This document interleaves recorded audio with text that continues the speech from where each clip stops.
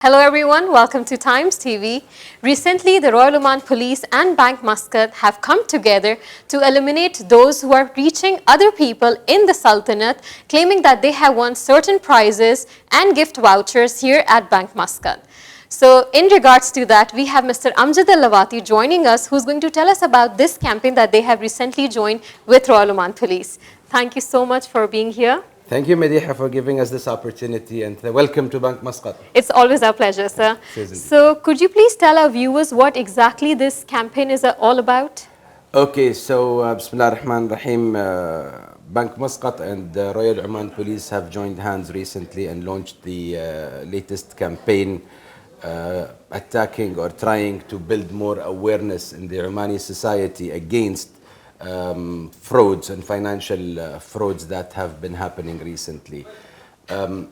If I would start by giving a little bit of a history, these things were not new. So there is always a price for technology.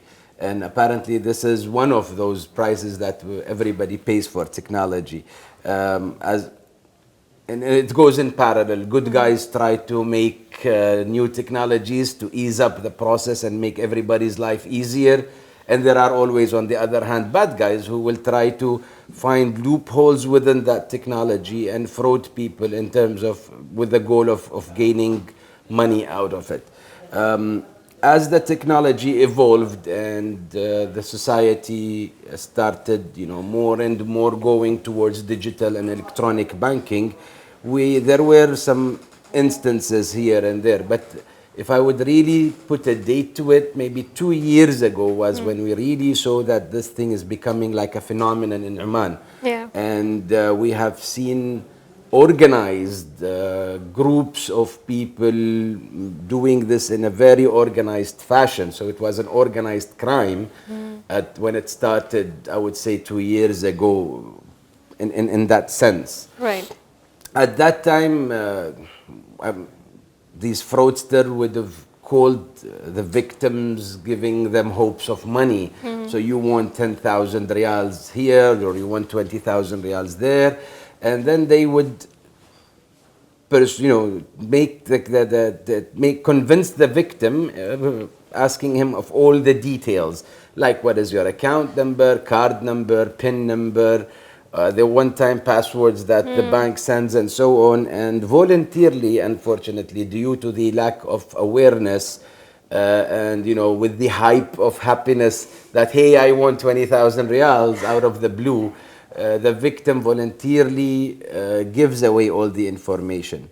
That time, these fraudsters were using that data and then using the mobile banking app, internet banking links to download the application and then take control of the customer's account because of the data that was given.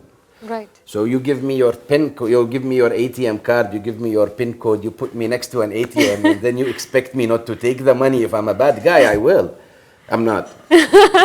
But then, yeah, that was exactly what was happening.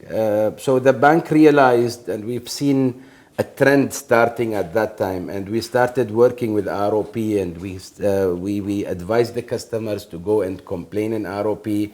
We also gave the information we had to ROP in a lot of meetings, and thankfully ROP had they had the knowledge and the capability, and they actually busted a lot of these guys, or these, I would say, gangs, not just individual people. That was from the ROP side. But what we did in Bank Muscat is that we also took a look at our systems, and we tightened securities around our mobile banking application at that time.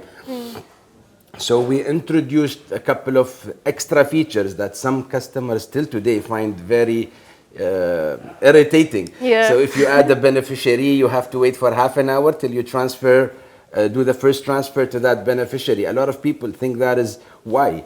But we did that so that the customer who has given the information to the fraudster could, within that first half an hour, realize that, hey, did I do something wrong?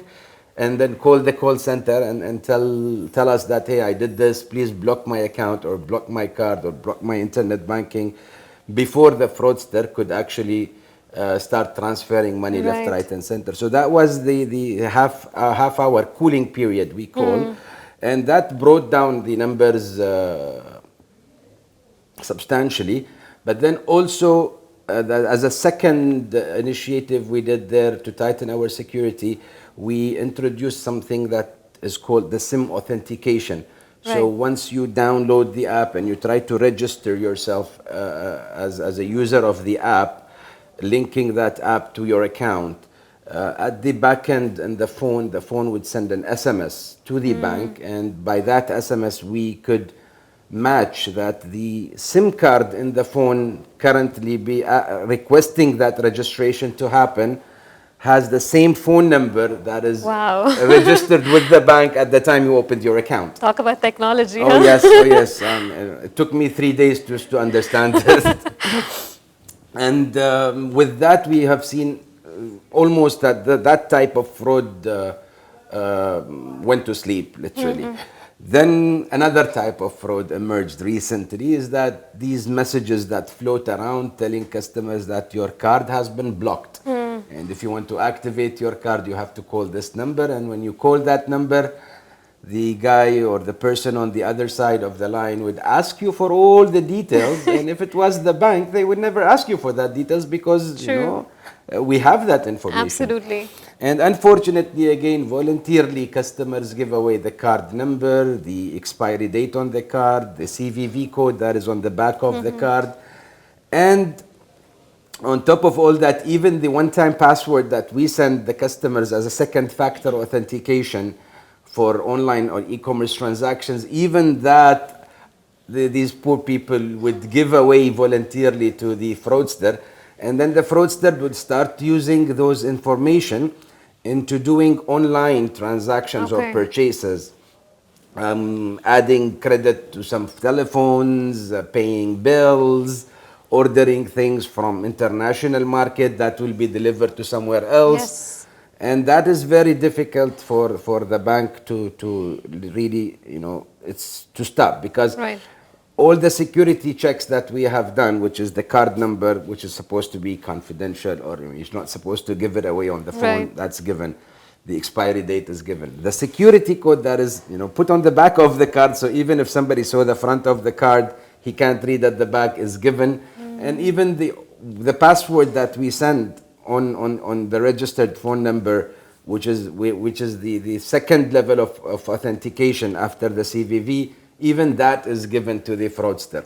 So I go back and say that the cornerstone of preventing these fraud and stopping these fraudsters from this illegitimate richness that they could suddenly get is the awareness. If our customers, if we as people do not give that information, these fraudsters will not be able to do anything, and they start looking for jobs. Absolutely. And Yes. they would know that, there is someone who's actually keeping an eye on them. Oh, that's where ROP comes in, and I think keeping an eye on them is a small word to be said, comparing to the great efforts ROP has put. Absolutely. So talking about this camping, Mr. Lavati, how long do you think is it going to continue? So let me also go back a couple of steps. This is not the first campaign that we do as the Bank Muscat, but it is the first campaign that we do with this magnitude and this size, and with having a partner like ROP and spreading awareness to the society. This campaign is planned for a few months, and it will be across the Sultanate. We will be using all our approaching channels to the customers to try and build that awareness and education into them. So we will be, so we are already putting everything on our social media, on print media. We will be adding this to all our Mazyuna events that we do across the regions in Oman. There will be seminars conducted at different universities. So it is targeting everybody, youngsters, college students, people like me, not very old, still Okay, and elderly. So it is targeting all the segments of the society, all the locations that we and ROP could really reach to, and it is going to be there. I mean, there is no real time frame set. Right. It's so sort of an open-ended till now, but I would say it was at least few months that we are going to run this campaign along with ROP. So it's going to be a massive awareness campaign, not just through social media or like, you know, through putting up on your Indeed, yeah. Facebook This or is the Twitter. biggest campaign that we have embarked on, and we hope to see positive results. We did few campaigns before, with some of them with some government bodies as well. We did our own campaigns. We always sending SMSs and posting messages on our social media, trying to build that awareness. But this is the first of its kind at this size. And this is going to be across the Sultanate, if I'm not wrong, right? Definitely, yes. So do you expect these fraudsters would be joining the campaign too and knowing that what exactly? Well, I hope that they would start looking for another job by the end of this campaign. I hope they do. We'll do, inshallah. So if you have to give out an advice to our audience and the viewers watching Times TV right now, what exactly would you tell them? Don't give away information. The bank has the information it needs. We will never call you and ask you or send you a WhatsApp telling you that, you know, give me your card number or your CVV and all of that information. We already have. That's one. And the second thing is that if you have not, taken a part into a contest, then how do you expect yourself to win? Somebody calls you and tells you won 10,000 riyals. The first question you have to ask yourself is that, did I actually, put a coupon for that contest itself?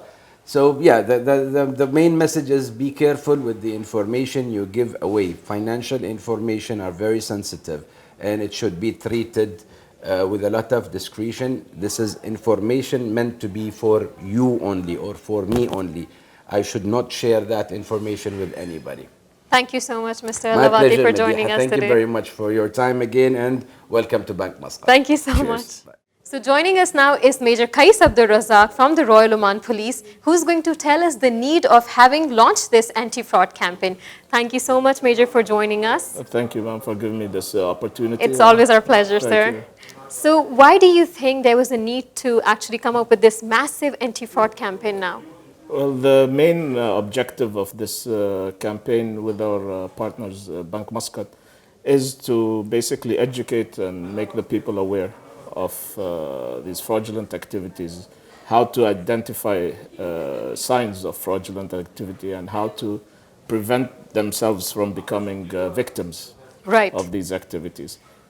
And what do you think are the main reasons of having this crime in the Sultanate? Well, it differs between each case, but it can be summed up in 2 points: that the victims are usually unaware that they're being targeted, and at the same time, when there's fraud which is committed against corporate entities, their hardware and software are not updated and not protected adequately. Right. And how are you planning to create more awareness with the help of Bank Muscat, or, with the cooperation of Bank Muscat? Well, yeah, for this campaign, which is, it hasn't been done on this scale before, we are deploying it through the three main channels, of course, which are the media in all its forms, audio, visual, social, through seminars and educational lectures at different institutions, and through, of course, the messages that our partners, Bank Muscat, they relay through their products, their financial products. Right, and I, as if I'm not wrong, there were some cases of you busting those gangs, these fraudsters. Yeah. Can you tell us a little about them? Yeah, phone scammers, we, in conjunction with another department within the ROP, we managed to pinpoint their hubs from where they operate. And we managed to basically catch them red-handed. And we have taken proper procedures in regards to that. And have you been receiving any calls or complaints from the victims themselves, or have you been approached directly by Bank Muscat? Well, it's a mixture of both. Sometimes we get calls directly at our offices or different police stations, and sometimes we get official complaint letters from our partners, Bank Muscat. So one message that you have to give to the viewers, how to, be aware and how to protect their personal information. Yes, absolutely. It's they have to exercise extreme vigilance and caution when receiving messages that have to do with prize money or their banking services being interrupted. And they have to, of course, do their research before they send their money to any person or give off any personal data. Because as our friends in Bank Muscat will tell you that the banks already have your information. They don't need to ask for it again. And as far as corporate entities are concerned, they have to provide adequate training for their staff to identify signs of fraud and to keep their softwares and data updated regularly. So this is the message out to everyone. Please do not share your personal information no matter how much money you have won. For more interesting videos, keep watching Times TV.